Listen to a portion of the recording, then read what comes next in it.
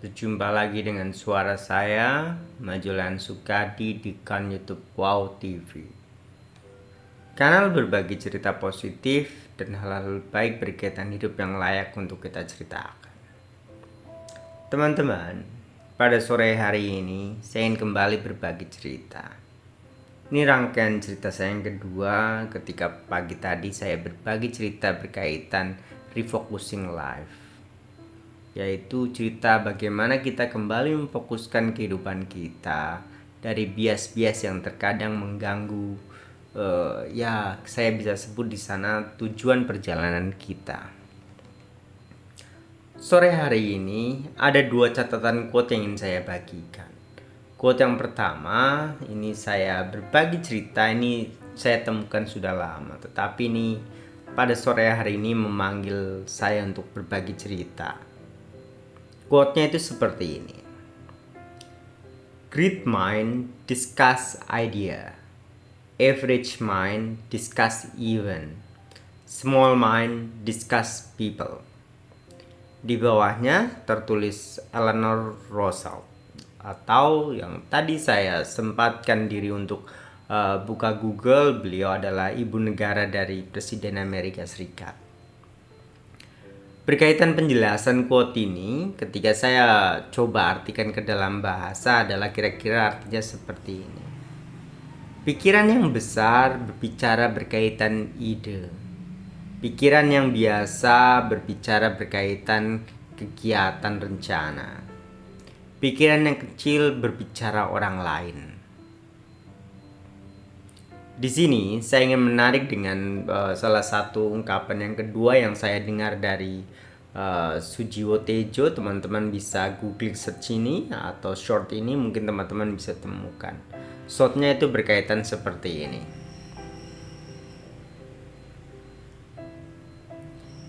Seseorang yang bangun tidur sampai tidur kembali, ia hanya mampu memikirkan dirinya sendiri, perutnya sendiri. Ia adalah seorang sudra. Seseorang yang dari bangun tidur sampai tidur lagi, ia hanya mampu memikirkan bagaimana kehidupan kelompoknya atau keluarganya. Ia seorang Waisya. Seseorang yang dari bangun tidur sampai tidur kembali, ia mampu memikirkan bagaimana negaranya dan bangsanya berkembang. Ia adalah seorang kesatria. Seseorang yang dari bangun tidur sampai tidur kembali, ia mampu memikirkan kehidupan dan keselamatan manusia lain. Ia adalah seorang brahmana. Merujuk ini, berbagi cerita berkaitan pikiran yang hebat, pikiran yang sedang, pikiran yang kecil. Kiranya 4 perumpamaan tadi sejalan dengan ide ceritanya. Ide ceritanya itu seperti ini. Teman-teman, terkadang mungkin kita harus merefleksikan diri tentang bagaimana cara kita berpikir dalam keseharian kita. Apakah kita hanya seseorang yang memikirkan perut kita sendiri, bagaimana mencari makan, bagaimana memenuhi kebutuhan? Seandainya pikiran itu yang timbul, artinya kita memang hanya masih di kelompok sudra. Sudra masih lebih bawah dibandingkan seseorang yang mampu memikirkan kelompoknya dan keluarganya. Ia seorang Waisya. Tetapi ada yang lebih tinggi lagi dari Waisya, yaitu kemampuan seseorang untuk memikirkan sebuah community yang lebih besar. Memikirkan daerahnya, memikirkan bangsanya, memikirkan negaranya. Ia adalah seorang kesatria. Dan ada yang lebih tinggi lagi, seseorang yang mampu memikirkan bagaimana kehidupan ini berjalan, bagaimana keselamatan ini diperoleh, maka ia adalah seorang brahmana. Dalam sistem masyarakat, 4 kasta ini begitu populer. Apalagi dalam pembelajaran masyarakat Hindu atau masyarakat India, 4 pembagian kasta ini sangat populer. Teman-teman, supaya cerita ini lebih bersifat akademik dan tidak hanya seperti cerita kontemporer atau cerita yang kita temukan dari Google tanpa ada makna, saya ingin memaknai seperti ini. Saya seorang pengajar agama. Berkaitan sistem kasta ini, saya mungkin punya referensi agak sedikit lebih. Bagaimana sistem kasta ini ditolak oleh Pangeran Siddhartha, ditolak oleh Buddha Gautama. Bentuk penolakannya itu seperti ini. Sistem kasta, sistem yang mengikat masyarakat begitu kuat. Terkadang memang sistem kasta ditandai tentang bagaimana masyarakat itu hidup, masyarakat itu bekerja. Tetapi dalam sudut pandang lebih luas nanti dan lebih dalam, nanti saya akan kembali ke konsep pikiran. Saya ingin bercerita sistem kastanya dulu.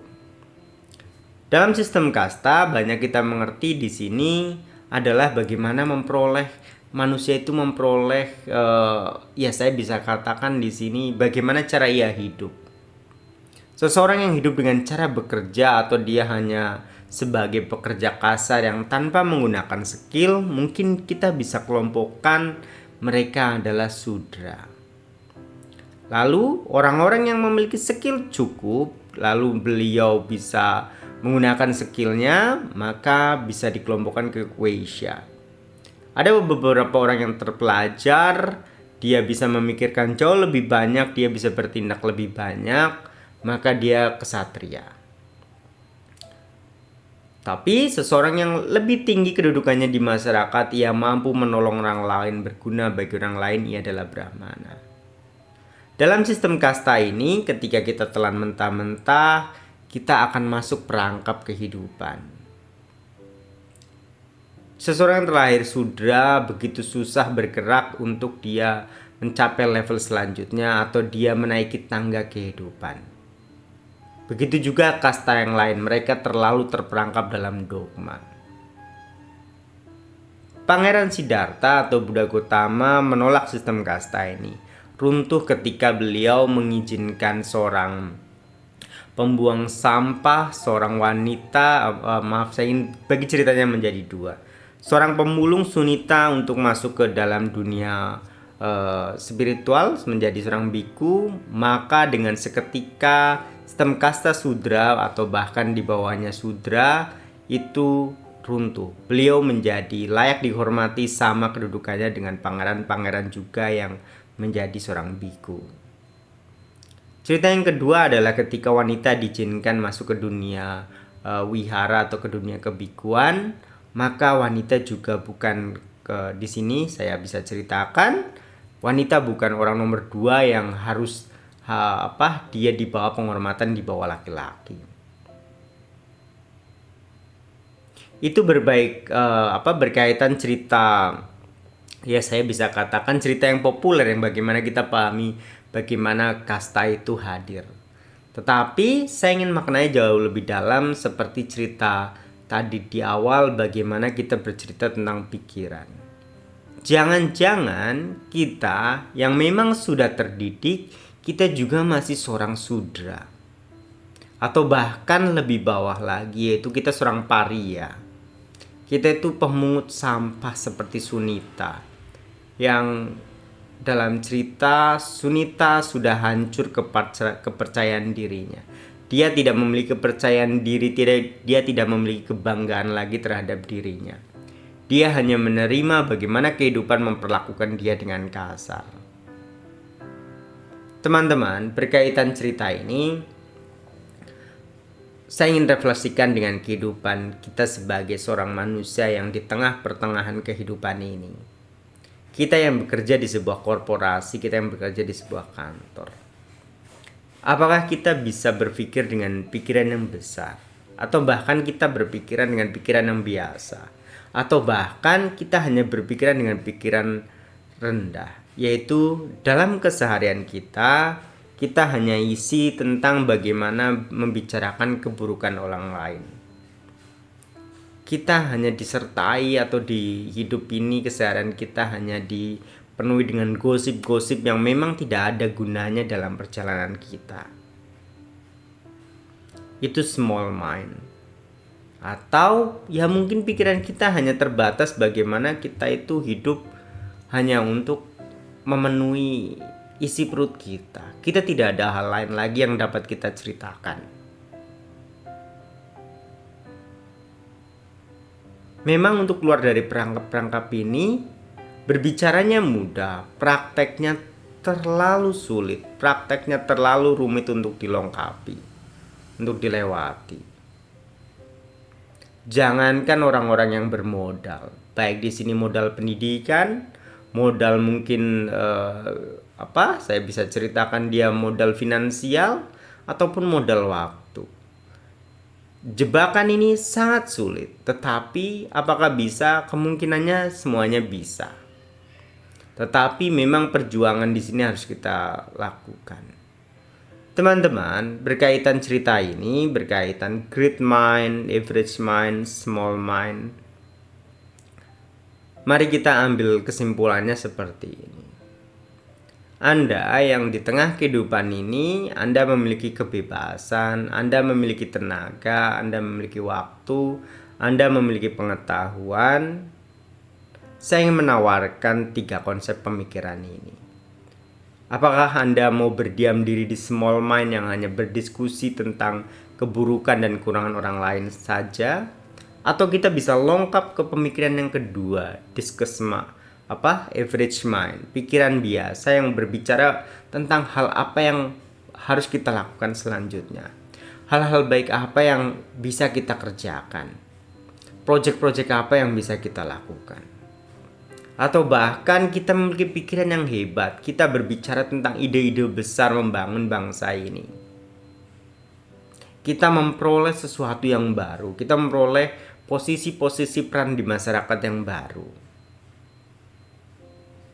Saya ingin berbagi cerita ini supaya ceritanya ini lebih lengkap, ada unsur pribadi, ada unsur agama, dan ada unsur pendidikan. Dalam bidang pribadi, dalam bidang perkembangan diri pribadi, pada hari ini saya sedang men-challenge diri saya dengan sebuah perubahan yang saya tidak anggap bilang ini radikal, karena ini sebenarnya terencana. Terencana cukup baik, tetapi memang eksekusinya tidak berjalan sebaik apa yang direncanakan. 4 tahun lalu saya berencana untuk memang meninggalkan pekerjaan harian saya setengahnya. Jadi saya tidak ingin menghabiskan waktu kehidupan saya di kantor. Saya memotong setengahnya. Hari ini saya sudah lakukan, ternyata kehidupan yang dulu saya bayangkan, saya punya waktu, saya bisa melakukan hal lain, ketika itu diambil maka kita harus terima konsekuensinya. Ada hal lain yang berkurang, yaitu mungkin penerimaan. Tetapi hal baiknya memang kita bisa berpikir lebih, atau tadi pagi saya berbicara tentang refocusing life. Kita memfokuskan diri kita untuk kemana. Ini juga baik. Mungkin ini salah satu shifting atau growing pain yang harus saya tempuh. Berkaitan agama mengajarkan bagaimana perjalanan hidup kita itu terarah, tidak kacau. Ada 4 analogi tentang agama, tentang bagaimana manusia itu bergerak. Analoginya itu seperti ini. Atau ceritanya ini saya ingin ambil lebih jelasnya. Ada 4 kriteria orang, tujuan orang itu seperti ini. Dia dari terang menuju terang. Dia dari terang menuju gelap. Dan yang kedua, dia dari gelap menuju terang, dan dia dari gelap menuju gelap. Cerita ini adalah gambaran tentang perjalanan kita. Jika hari ini kita yang terlahir sebagai manusia, saya perumpamakan perjalanan hidup kita adalah kita sudah cukup terang. Walaupun mungkin memang karmanya tidak sebaik imajinasi atau harapan-harapan yang kita harapkan, kita terlahir di keluarga kaya raya, bergelimang segala kemudahan dan fasilitas. Tidak, tetapi kita sudah cukup terang. Mari kita berjalan ke tempat yang lebih terang. Ini cerita agama. Berkaitan cerita pendidikan, pendidikan adalah salah satu cara gunting besar pemutus rantai kemiskinan. Pendidikan adalah alat pembebasan dari belenggu-belenggu kita untuk bagaimana kita bisa berkecimpung di dunia sosial, politik, ekonomi, dan masyarakat. Pendidikan mampu membuka pintu-pintu itu semuanya. Teman-teman, berkaitan dengan pemikiran, semoga kita bisa menjadi pikiran yang besar. Kita paling tidak bisa berpikir yang paling rendah, kita seorang Weisya. Kita bisa memikirkan kelompok kita. Atau yang lebih baik lagi, kita adalah seorang kesatria, kita mampu memikirkan bangsa dan negara kita. Atau lebih tinggi lagi, kita bisa membebaskan orang lain, kita bisa menjadi bodhisatwa, kita adalah seorang brahmana yang mampu membawa kehidupan orang lain menuju ke hal yang lebih terang. Demikian yang bisa saya sampaikan berkaitan pemikiran.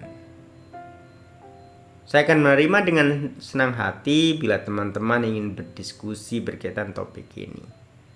Demikian yang bisa saya sampaikan. Terima kasih. Salam.